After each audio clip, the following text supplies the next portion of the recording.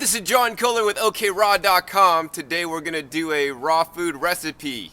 And unlike many of the other videos on YouTube showing recipes, I'm not just going to give you the recipe, show you how much to put in.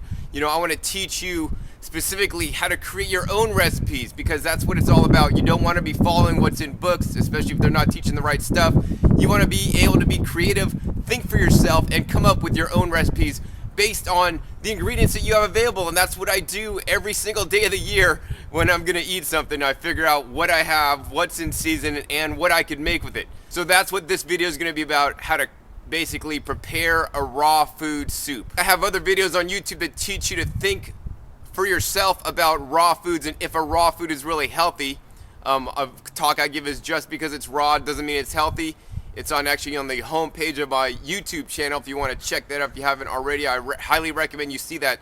So you could creatively think and think for yourself if raw foods that you're eating are healthy or not. So in the same token, I want you to be able to think for yourselves how to come up and how to formulate your own raw food recipes without actually having to look at a book, because you could get stuck in the raw food recipe trap where you always need to look at a book for recipes. But I want you to become sustainable at raw foods, and become sustainable at raw foods, you need to be able to think for yourself and figure out how to make raw food recipes happen on your own without following any specific ingredient lists, because you're gonna make something based on what you have. And that's what I've been doing for all these years I've been into raw foods. I started following recipe books in the beginning a little bit, but you know what? A lot of the recipes were a pain in the butt. I don't like shopping with shopping lists, and that's a whole nother topic I could cover. So I had to learn how to become creative and combine things so that they taste really well. And it's really easy to make a raw food soup. We're gonna go over the basics here, then we're gonna go inside and we're gonna show you what I came up with. So the first step when you're making any raw food recipe is you need to figure out what ingredients you have. So I did that by maybe going in my fridge, seeing what fresh ingredients I had, what dried ingredients I had in my pantry, and then also, more importantly, coming out to my garden and seeing what fresh ingredients I have outside. I like to use as many fresh picked ingredients as possible in all my recipes whenever possible. So out here I have lots of lettuce and collard greens, and here's something that really got me inspired to make this recipe that I'm going to show you in a minute, is this frisee. So this is frisee. It's actually really nice vegetable. You could pick off little leaves, but I prefer to harvest whole heads at a time. They're quite delicious. So my recipe is based on the frisee, and also the fact that I had a whole bunch of juicing carrots left over from some juicing demonstrations that I was doing from my local warehouse store. So I want to be able to use those carrots and also incorporate some of the fresh stuff. Some of the other fresh things that I used out of my garden were some pineapple sage flowers, which are absolutely delicious. I encourage everybody to always put flowers, in their raw food creations. Number one, to make them look pretty. Number two, they're packed full of nutrition, the flowers. The flowers have the flower pollen, which, many people buy bee pollen, but you could get the pollen directly from the flowers. Also, many flowers have vibrant colors, and those colors are antioxidants for you that are gonna keep you healthy. So next, let's talk about how to create a raw food soup. Really easy. Number one to any soup is you need a base for the soup. The base is a liquid. So the easiest liquid to do in raw foods is something like coconut water. That's really easy. That's a really nice base in many instances. Besides coconut water, some people do use water. I don't recommend using water. I recommend using all fresh ingredients in your soup. So coconut water, obviously that's fresh coconut water, or use fresh juices. You could use cucumber juice, tomato juice, celery juice, all different kinds of juices. I'm gonna use actually carrot juice as my base. Besides using a juice base, you could also use a blended base. I don't prefer to use blended bases that often. They give a lot thicker texture and consistency to the soup, but that also is an option. Besides the base, the next important component is the fat component of your soup. So that gives it a rich, fatty flavor, a nice texture and mouthfeel in your mouth. We like to use whole food fat sources. So today I'm gonna use whole raw macadamia nuts as my fat source. And my goal for every day is to eat no more than one handful of nuts a day. Now, if you're a large guy, you have bigger hands. If you're smaller, you have smaller hands, but one handful of nuts a day. As an absolute limit, 2 handfuls of nuts a day is tops, but my goal obviously is 1. So you could use whole nuts. I don't recommend using cashews. Cashews aren't really raw and they don't really digest well. And if we were in nature, we wouldn't actually be eating cashews because they're toxic to get out of the actual fruit itself. Some other good fats to use are obviously blended up avocado. Ripe avocado into your liquid would make a nice fat. The other things I like to use as a fat is young coconut meat as the fat source. Also, sometimes I like to make a coconut milk and use the coconut milk as the fat source instead. You could also use something like nut milks. Besides the fat component of the soup, you then need to add some flavoring aspects. So in the flavoring aspects, what we're gonna do today is we're gonna use some of my sun-dried peppers. So when you think flavoring, you might be thinking herbs and spices. So that's absolutely correct. I use some fresh tarragon in the soup that I'm gonna make. And I also use some hot peppers, some dehydrated peppers, well, both hot and sweet, from my garden that I grew here that I dehydrated. So some people may want to add salt, and you can add salt as a seasoning. I don't recommend doing that. Most people on a raw foods diet, and especially if you're following recipes, eat way too much salt, and we don't really need that much added salt. If you did want to add a salt component to your soup, I'd recommend using something like a chickpea miso that has a salt component but also has a live food component because it is a fermented food and it does not contain soy. The reason why I'm using the dehydrated peppers in my soup is because I grew those in mineral rich soil like I do all the fruits and vegetables I grow here. I grow in rock dust and compost, which then adds some nice flavor complexities to the dried peppers, and then it actually makes it taste saltier to my taste buds. But what my taste buds are really picking up on are the minerals, because we really have mineral receptors on our tongues, and I bet you never heard that before. So we want to be eating mineral rich foods. Most people are nowadays, devoid of minerals, so it's very important to eat mineral rich foods. Well, you're saying, John, how can I get mineral rich foods? I buy organic at Whole Foods. Is that good enough? Well, no. Even organic foods, there's no rule that says they have to mineralize their soil. I wish there was, and there should be. So to get mineralized food, you really need to grow it yourself. Grow in rock dust, grow in this stuff called ocean grown. You could grow your own sprouts in your kitchen any time of the year with this stuff called ocean grown minerals, or actually use a mixture of half soil and half rock dust. I've gotten amazing results. So we don't need to add Celtic sea salt or Himalayan salt for our minerals. We need to get them from the plants. And when you grow the food in the minerals, all your food that you taste and that you grow will taste much, much better. Another thing I'm gonna do for the seasoning in my soup is I like to use seaweeds. Seaweeds are also rich in minerals, so if you can't grow your own superfoods with mineral rock dust and ocean grown minerals, you could use seaweeds. And seaweeds are abundant in minerals, and you gotta ask, where did they get their minerals? Well, the minerals were originally on Earth, and with all the rains, all the topsoils have eroded, and now all the topsoils have basically washed into the oceans. So now that's where all the seaweeds and all the oceans get its minerals from the earth. But nonetheless, I'm using the seaweed as a mineral flavor, so it's going to give it a little bit of salty flavor, but I've soaked the seaweeds.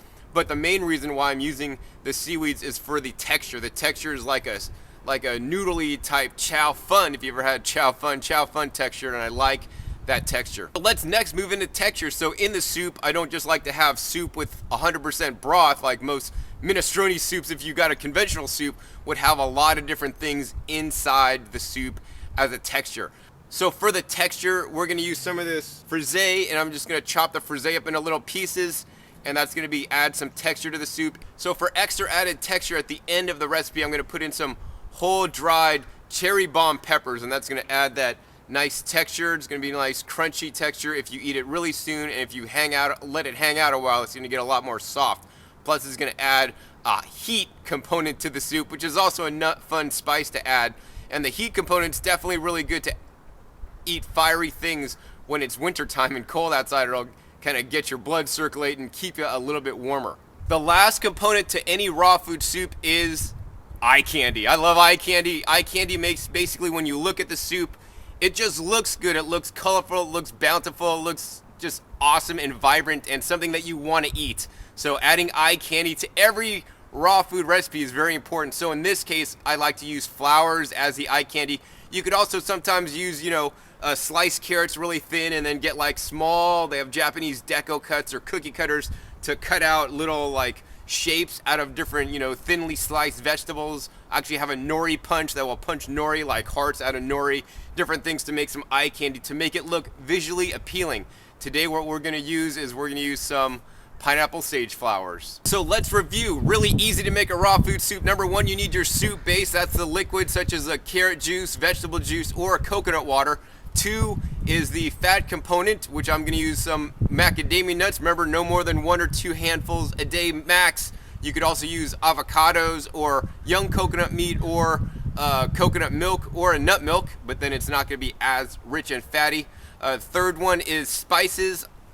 So you could use some fresh herbs and spices. Don't go too overboard with the spices. Always try to use fresh spices whenever possible. Next is you're going to want to add some texture to the soup.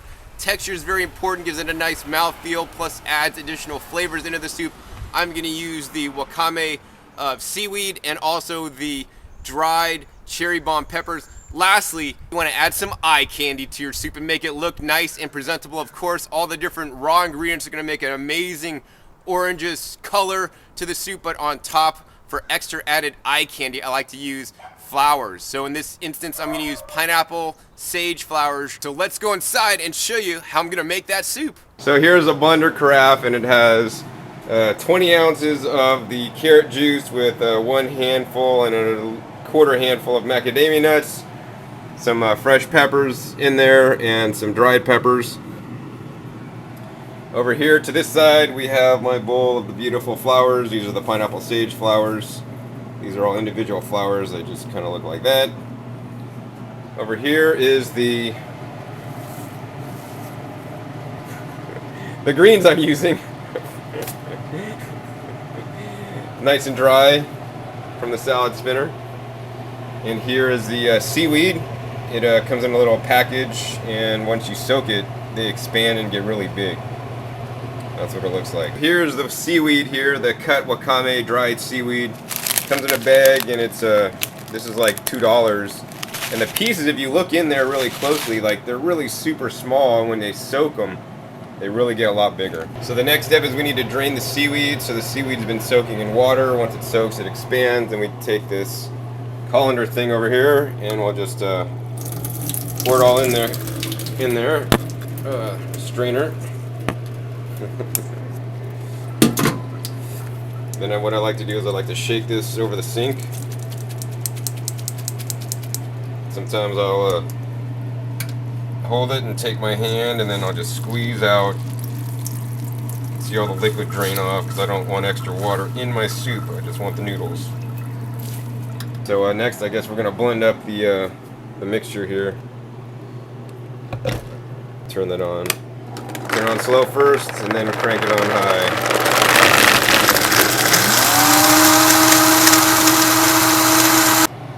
Okay, now we're gonna cut up the frisee, but I can't do it with one hand.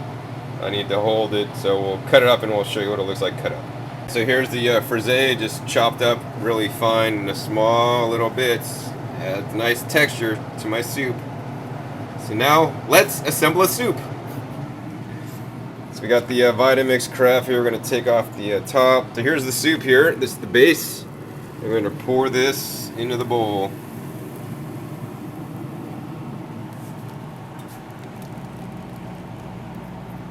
Once that's in the bowl, then we're going to take the seaweed over here. You can kind of see it's dry and it sticks together, and there's nice pieces, funny shapes, different pieces.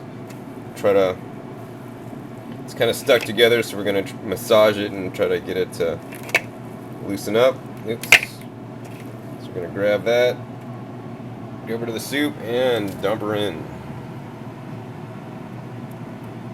And for the rest of it, we'll just take it and we'll just tap it in there.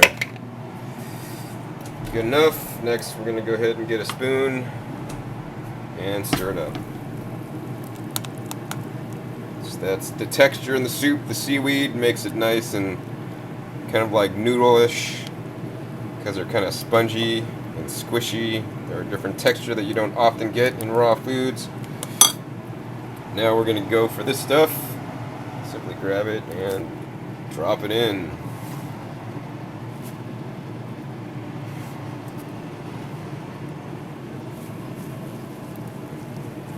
And once again, stir up the soup.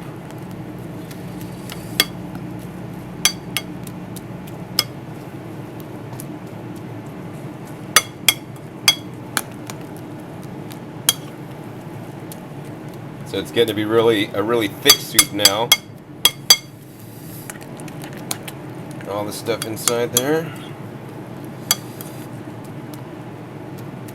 Now we're going to add, for some fun, we're going to add some dried peppers. So here are my dried peppers, and we're just going to basically take out the seeds, because if we don't take out the seeds, then it's going to be insanely hot. And I like things hot, but not insanely hot. So I can't de-seed them and hold the camera at the same time. So here's the soup. I just added the peppers dried. These are cherry bomb peppers, and we're just gonna, they're pretty much whole. We're just gonna dunk them in there, and they're gonna add some more texture. Either crunchy if I eat them pretty soon, or they're gonna get a lot softer if they hang out in there a while. Okay, so that's the soup there, and finally we're gonna take the amazing flowers, like just take the flowers and just sprinkle them on the top. That's a lot of flowers.